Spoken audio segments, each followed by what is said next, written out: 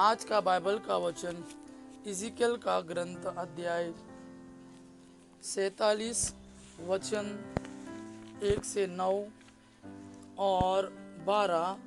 आज का दूसरा वचन सन पौलुस का कुरिन्थियों के नाम पहला पत्र अध्याय 3 वचन 9 से 11 और 16 से 17। और आज का सुसमाचार सन यूहन्ना के अनुसार अध्याय 2 वचन 13 से 22। इज़िकियल का ग्रंथ अध्याय 47 वचन 1 से 9 और 12। वह मुझे मंदिर के द्वार पर वापस ले आया। वहाँ मैंने देखा कि मंदिर की देहली के नीचे से पूर्व की ओर जल निकल कर बह रहा है, क्योंकि मंदिर का मुख पूर्व की ओर था। जल वेदी के दक्षिण में मंदिर के दक्षिण पार्श्व के नीचे से बह रहा था। वह मुझे उत्तरी फाटक से बाहर घुमाकर पूर्व के बाह्य फाटक तक ले गया। वहां मैंने देखा कि जल दक्षिण पार्श्व से टपक रहा है। उसने हाथ में माप की डोरी लेकर पूर्व की ओर जाते हुए 1000 हाथ की दूरी नापी। तब उसने मुझे जलधारा को पार करने को कहा। पानी टखनों तक था। उसने फिर 1000 हाथ नापकर मुझसे जलधारा को पार करने को कहा। पानी घुटनों तक था। उसने फिर 1000 हाथ नापकर मुझसे जलधारा को पार करने को कहा। पानी कमर तक था। उसने फिर 1000 हाथ की दूरी नापी। अब मैं उस जलधारा को पार नहीं कर सकता था। पानी इतना बढ़ गया था कि तैरकर ही पार करना संभव था। वह जलधारा ऐसी थी कि उसे कोई पार नहीं कर सकता था। उसने मुझसे कहा, मानव पुत्र, क्या तुमने इसे देखा? तब वह मुझे ले गया और बाद में उसने मुझे फिर जलधारा के किनारे पर पहुंचा दिया। वहां लौटने पर मुझे जलधारा के दोनों तटों पर बहुत से पेड़ दिखाई पड़े।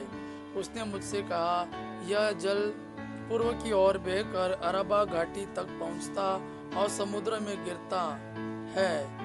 यह उस समुद्र के खारे पानी को मीठा बना देता है। यह नदी जहाँ कहीं गुजरती है, वहाँ पृथ्वी पर विचरने वाले प्राणियों को जीवन प्रदान करती है। वहाँ बहुत सी मछलियाँ पाई जाएगी, क्योंकि यह धारा समुद्र का पानी मीठा कर देती है और जहाँ कहीं भी पहुँचती है जीवन प्रदान करती है। नदी के दोनों तटों पर हर प्रकार के फलदार पेड़ उगेंगे। उनके पत्ते नहीं मुरझाएंगे और उन पर कभी फलों की कमी नहीं होगी। वे हर महीने नए फल उत्पन्न करेंगे, क्योंकि उनका जल मंदिर से आता है। उनके फल भोजन और उनके पत्ते दवा के काम आएंगे। आज का दूसरा वचन सन पौलुस का कोरिन्थियों के नाम पहला पत्र अध्याय 3 वचन 9 से 11 और 16 से 17। हम ईश्वर के सहयोगी हैं और आप लोग हैं ईश्वर की खेती, ईश्वर का भवन। ईश्वर के प्राप्त अनुग्रह के अनुसार मैंने कुशल वास्तुपति की तरह नींव डाली है। कोई दूसरा ही उसके ऊपर भवन का निर्माण कर रहा है। हर एक को सावधान रहना है कि वह किस तरह निर्माण करता है।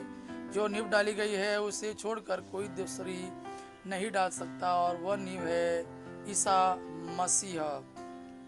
क्या आप यह नहीं जानते कि आप ईश्वर के मंदिर है और ईश्वर का आत्मा आप में निवास करता है?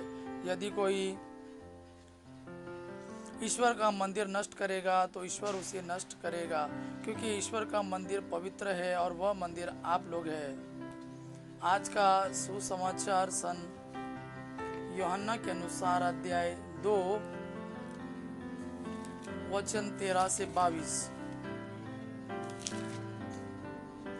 यहूदियों का पास्का पर्व निकट आने पर ईसाई यरूशलेम गए।